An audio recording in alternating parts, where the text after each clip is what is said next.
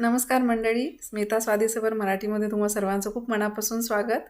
आज मी स्वयंपाक न बनवता एक असा पदार्थ बनवलेला आहे जो पौष्टिक पण आहे आणि सगळा स्वयंपाक बनवायची गरज नाही आहे. खूप सोपी रेसिपी आहे आणि टेस्टी पण आहे.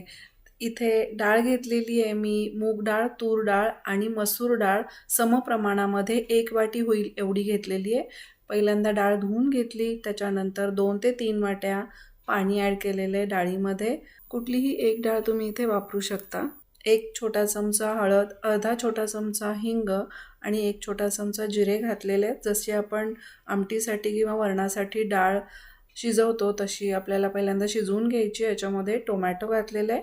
टोमॅटोऐवजी तुम्ही चिंच वापरली तरी चालेल. 1 टोमॅटो मध्यम आकाराचा वापरलेला आहे. तर याला 4 ते 5 विसल देऊन शिजवून घ्यायचं आहे डाळीला, म्हणजे डाळ छान मऊ शिजते. डाळ शिजेपर्यंत पुढची तयारी करूयात. गव्हाचं पीठ इथे 2 वाट्या घेतलेलं आहे. वाटीचं जे मेजरमेंट आहे नॉर्मल जी रेग्युलर आपण वापरतो वाटी तीच घेतलेली आहे. ज्या वाटीने मी डाळ मापून घेतली होती. 1 मोठा चमचा डाळीचं पीठ आहे. डाळीचं पीठ अवॉइड करू शकता तुम्ही. 1 छोटा चमचा ओवा, 1 छोटा चमचा हळद, 2 छोटे चमचे तेल आणि चवीनुसार मीठ 1 छोटा चमचा घेतलेले. तर हे सगळं मिक्स करून घ्यायचं आहे. सगळ्यात पहिल्यांदा लाल तिखट मी इथे घातलेलं आहे. तर ज्यांना लाल तिखट ह्याच्यामध्ये वापरायचं नाही आहे तर मिरचीचा वापरसुद्धा तुम्ही हिरव्या मिरचीचा करू शकता. लाल तिखट अवॉइडसुद्धा करू शकता. हे सगळं मिक्स करून घ्यायचं आहे आणि गरजेनुसार पाणी घालून याला मळून घ्यायचं आहे. ना घट्ट ना पातळ, मध्यम आपल्याला हे पीठ मळून घ्यायचं आहे.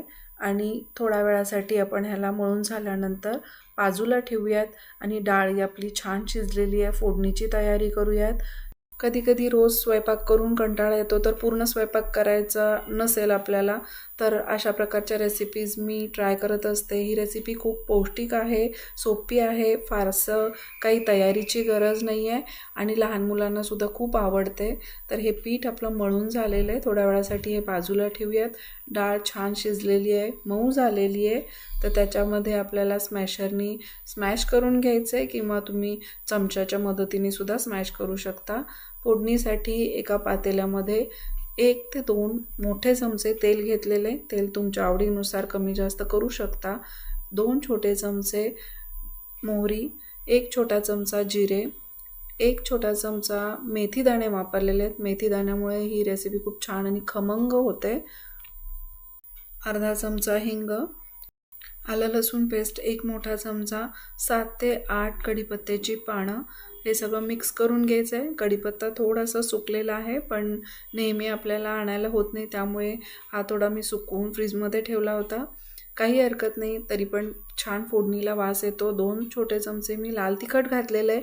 इथे तुम्ही प्लेन डाळसुद्धा बनवू शकता लाल तिखट न घालता. तर डाळ ह्याच्यामध्ये उकडलेली आपण मिक्स केलेली आहे. 1 ग्लासभर पाणी घालायचं आहे आणि डाळ छान शिजवून घ्यायची आहे. शिजवत असतानाच याच्यामध्ये 1 छोटा चमचा गूळ घातलेला आहे. गूळ तुमच्या आवडीनुसार कमी जास्त करू शकता किंवा स्किप पण करू शकता. त्याच्यामध्ये मीठ घातलेलं आहे अर्धा मोठा चमचा. डाळीला उकळी आल्यानंतर 3 ते 4 मिनटं ह्याला पुन्हा शिजवून घ्यायचं आहे आणि हे उकळी येईपर्यंत आपण जी फळं आहेत, वरणफळं जी आपण डाळीमध्ये घालणार आहे तर ती तयार करून घेतो. हे पीठ पुन्हा एकदा मी मिक्स करून घेतलेलं आहे, नीट मर्दून घेतलेला आहे आणि त्याचा एक गोळा त्यातला काढून घेतलेला आहे. तो छान चपातीसारखा आपल्याला पातळ लाटून घ्यायचा आहे. फोल्ड वगैरे काही करायचं नाही आहे. प्लेन चपाती आपण जशी बनवतो तशा प्रकारे ह्याला लाटून घ्यायचं आहे. आणि तर ही पोळी आपली लाटून झालेली आहे. ह्याला कट करून घ्यायचं आहे. कुठल्याही आकारामध्ये तुम्ही कट करू शकता. मी इथं स्क्वेअर शेपमध्ये कट केलेले आहेत. तर जादा मोठे आपल्याला ह्याला कट करायचं नाही आहे. एकदम छोटे जसे चमचामध्ये बसतील, खायला सोपे असतील अशा प्रकारचा आकार आपल्याला ह्याला द्यायचं आहे आणि शिजायला पण सोपं पडेल. अशा प्रकारे याला मी चौकोनी आकार करून घेतलेला आहे. ते एकावर एक न ठेवता आपल्याला ह्याला थोडंसं सुट्टं ठेवायचं आहे म्हणजे चिकटणार नाही, किंवा तुम्ही कट केल्या केल्या लगेचच डाळ जर शिजली असेल तर त्याच्यामध्ये ॲड केलं तरी चालतं. तर याला सिंगल सिंगल ॲड केलेलं आहे. चवीसाठी मी डाळीमध्ये अर्धा लिंबू पिळलेला आहे. तर तुम्हाला आंबट जास्त नको असेल तर तुम्ही लिंबू अवॉइड करू शकता. त्याच्याऐवजी तुम्ही चिंचेचा पण वापर करू शकता. तर डाळ आपली शिजलेली आहे, 5-10 मिनटं झालेली आहेत. याच्यामध्ये आता हे वरणफळं सोडूयात आणि पुन्हा याला 4 ते 5 मिनटं शिजवून घ्यायचं आहे, म्हणजे ही वरणफळं छान शिजतात आणि आपण ही पातळ लाटल्यामुळे लगेच शिजतात. वरून हिरवी कोथिंबीर चिरून घालायची आहे आणि जेव्हा आपण सर्व करू त्यावेळेला याच्यावरती तूप घालायचं आहे. खूप छान आणि टेस्टी रेसिपी आहे. हे जर मी बनवलं घरी तर दुसरं काही बनवायची गरज नाही आहे. भात, आमटी, चपाती, भाजी हा एकच पदार्थ खाऊन पोट भरतं आणि टेस्टी तर आहेच.